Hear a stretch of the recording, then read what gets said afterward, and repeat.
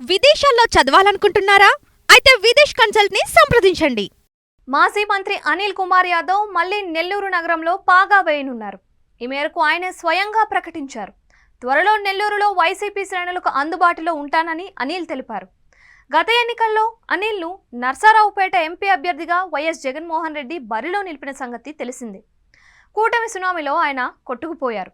గత ఎన్నికల్లో అనిల్ ముఖ్య అనుచరుడు కార్పొరేటర్ ఖలీల్ అహ్మద్ను నెల్లూరు నగరం నుంచి వైసీపీ తరపున పోటీ చేయించారు. ప్రస్తుత మంత్రి నారాయణ చేతిలో ఖలీల్ ఓడిపోయారు. ఈ నేపథ్యంలో అనిల్ మళ్లీ నెల్లూరులోనే అందుబాటులో ఉంటారు అనే ప్రకటన చర్చనీయాంశమైంది. వైఎస్ జగన్మోహన్ రెడ్డి ఆదేశాల మేరకే అనిల్ తిరిగి నెల్లూరు రాజకీయాల్లో చురుగ్గా పనిచేయనున్నారు అని ఆయన అనుచరులు అంటున్నారు. అనిల్తో ఆ జిల్లా వైసీపీ నేతలకు విభేదాలున్నాయి. ముఖ్యంగా నెల్లూరు జిల్లా వైసీపీ అధ్యక్షుడు కాకాని గోవర్ధన్ రెడ్డితో అనిల్కు అసలు పడటం లేదు. గతంలో అనిల్తో విభేదాల కారణంగానే వేమిరెడ్డి దంపతులు కూడా వైసీపీని వీడారు. అయినప్పటికీ అనిల్ విషయంలో జగన్ సానుకూల ధోరణితో ఉన్నారు. నెల్లూరు సిటీకి అనిల్ కుమార్ యాదవ్ వస్తే వర్గ రాజకీయాలు మళ్లీ మొదలవుతాయి అనే చర్చ జరుగుతోంది.